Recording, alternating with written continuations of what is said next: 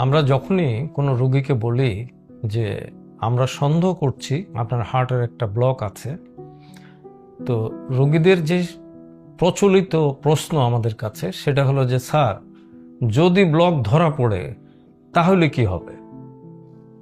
কারণ এটা রোগীদের জন্য সত্যি একটা কনফিউজিং অবস্থা।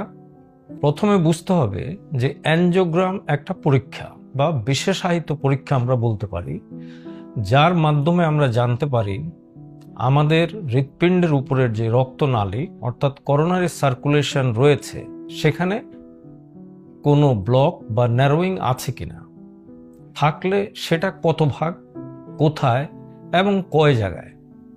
এবং এই অ্যানজিওগ্রামের রিপোর্টের উপরে নির্ভর করে আমরা কি রোগীকে শুধুমাত্র ওষুধের উপরেই রাখবো, নাকি তাকে আমরা যেটাকে আমরা বলি অ্যানজিওপ্লাস্টি এবং স্ট্যান্টিং, নাকি এই রোগীর ওপেন হার্ট সার্জারি অর্থাৎ আমরা যেটাকে বাইপাস সার্জারি বলি সেটার প্রয়োজন হবে।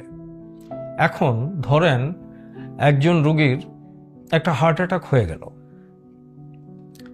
হার্টের ইজেকশন ফ্র্যাকশনও কম, কিন্তু বেশ কিছু সংখ্যক রোগীদের ক্ষেত্রে দেখা যায় আমরা রোগীকে ভর্তি করার পরে যে স্ট্রেপ্টোকাইনেজ দেই অথবা যে অ্যানক্সিপেরিন দেই, তার কারণে যে 100% ব্লকটা ছিল অনেক ক্ষেত্রে এটা সম্পূর্ণই চলে গেছে।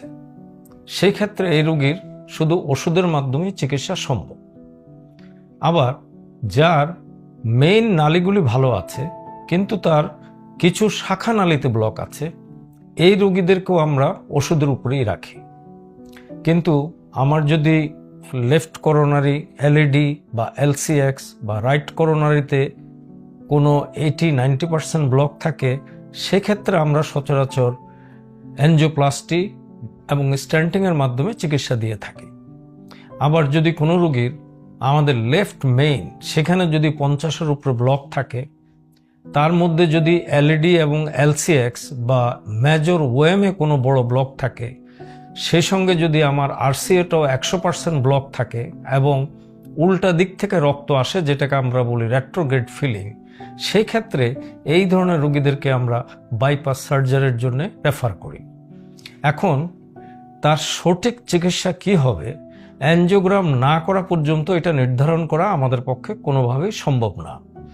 কাজেই অ্যানজিওগ্রাম করলেই যে সাথে সাথে রিং পরাইতে হবে বা বাইপাস করতে হবে এমন কোনো কথা নাই। সম্পূর্ণটাই নির্ভর করবে আপনার করোনারি অ্যানাটমিতে কি পরিমাণ ব্লক আছে, কোথায় আছে, কয়টা আছে তার উপরে। ধন্যবাদ।